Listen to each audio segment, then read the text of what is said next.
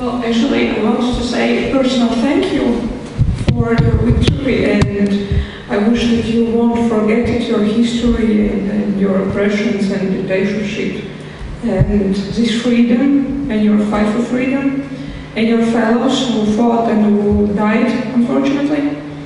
So, say personal thanks from me. And actually, I have two questions. First, what will happen with peace treaty with Israel?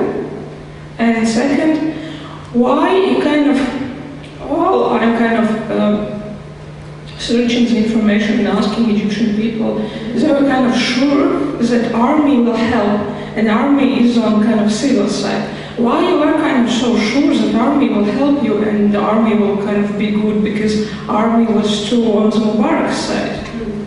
Well, the first question, oh sorry, I forgot to tackle that when you were talking about the Israel situation. It's always the number one. It's very interesting, I think, especially if you look at Obama in the past, couple of years, how the Israeli-Palestinian narrative has been shaped, whether it's the settlements, whether it's Netanyahu. It's very much an issue that's at the heart of what's been happening. And actually just a couple of weeks ago during, the Nakba, we had big protests outside the Israeli embassy. The military, rounded up and arrested around 150. You even had a planned march, to Palestine. I have a lot of journalist friends, especially Americans, who had to actually sign at the embassy that they were renouncing their rights as American citizens if they actually go and something happened to them because they're going against US recommendations. This will definitely, I think, play a much bigger role, because as the Arab world, wakes up, if you want to use that term, and realizes their strength and their power, this is very much an issue that has always been very, very, I think that's actually an issue.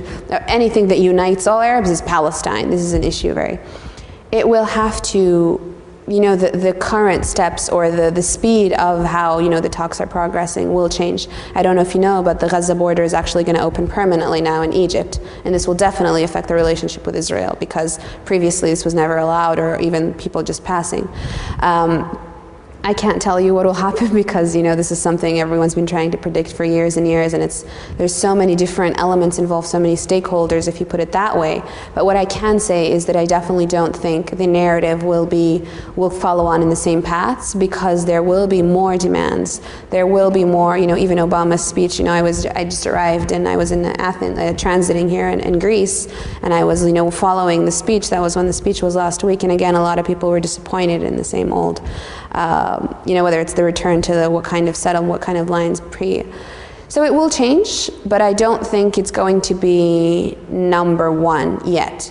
Kind of not the same, but parallel, kind of, to Osama bin Laden dying. I had, people calling me from the US, and they're like, "Why aren't you guys celebrating?" I'm like, because we have more important things to worry about.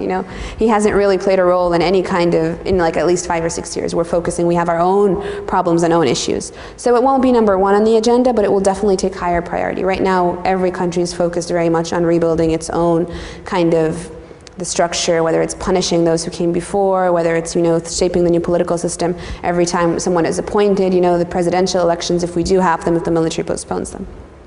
Your second question about the military, this was very much in the beginning, by the way. When I was saying the military, everyone arrived, greeting it with flowers and hugs and everything. But then once they took over, like you're saying, the military in power hasn't always been good to us.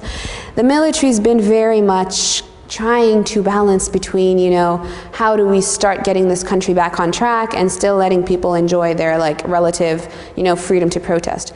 And the problem is when you've had no possibility of protesting ever, I remember we passed by a protest of 20 people and it was like, oh, 20 people, that's incredible. And now it's like, oh, can't go to Tahrir today, there's 3,000 people or 4 or 5 or 10,000 people there. So it's giving people freedom to protest, but the reality is that protesting at this certain time, this is my personal opinion, is actually maybe a little reductive. We even had high school students protesting. We hate our exams, salaries, doctors striking, and they're all legitimate concerns. But at this present time, the economy has lost at least $4 billion. This isn't the time. This is the time for you to start going back to work. Even if you use the example of Japan, it's not like they had a revolution, but just the tsunami. You have people, volunteering, working overtime 2 hours a day for free. They voluntarily, shut off air conditioning in a lot of offices to reserve, energy. So this is the steps that a population takes to actually, before you start demanding, like you were saying, what are your rights, what are your duties? You need to start working and you need to get the wheel. So the military's been trying to balance between how do we let people enjoy this freedom, but at the same time, how do we tell them, please go back to work? You can't protest in front of the Israeli embassy. It's not the time right now, even if you have the freedom to do so. And every time they take an action, like for example arresting, immediately people are like, oh, you see, this is why we set the military. And that's actually the protest today. The protest today is against the Supreme Council of Armed Forces, that you aren't actually fulfilling, the demands. But the reality is, if people honestly think, is a little naive to think, that day and night things are going to change, particularly because it happened so fast, 18 days, it gave people this extremely high ceiling of expectation. We managed to do this in 3 weeks. So now I want, my $25,000 share of the money that Mubarak stole. I want an apartment, I want a job, I want a wife, and it's all going to happen like that. The reality is that actually know that for the next 3 or 4 years, your life might actually be harder, because economically we've lost so much, it will take you so much to even reach the same stage. But this thinking long term is unfortunately, partly because of the day-to-day life that a lot of Egyptians live, isn't really something that's prevalent. So a lot of people are just focused on today, what's happening with Suzanne Mubarak, who's in jail, who's in prison, but not actually, let's protest. I'm still not happy, I still don't have my... So the military, it's in a very kind of up and down situation right now. People are just so focused on what it's doing now, but they're not focusing on what this means long term. They're not focusing on, how about all these presidential candidates? Does anyone know their platforms? What are you going to vote for? Are you just going to vote because he's a good guy, I like him? And that's honestly, if you talk to people, he's rajul muhtaram, he's a respectable man, okay, great for him, good for him, but what do you know about what he's going to do? So the military, there's a lot of unhappiness now again, but I would call it a little short-sighted, and I would call it a little unrealistic that people, expected everything suddenly going to be rainbows and roses overnight. So my fear actually now is that the army will have to crack down, because this is the thing, right? We haven't reached a stage where, citizens, they do the right thing because it's the right thing. We're still at a stage where you do the right thing, because if you do the wrong thing, you'll be punished.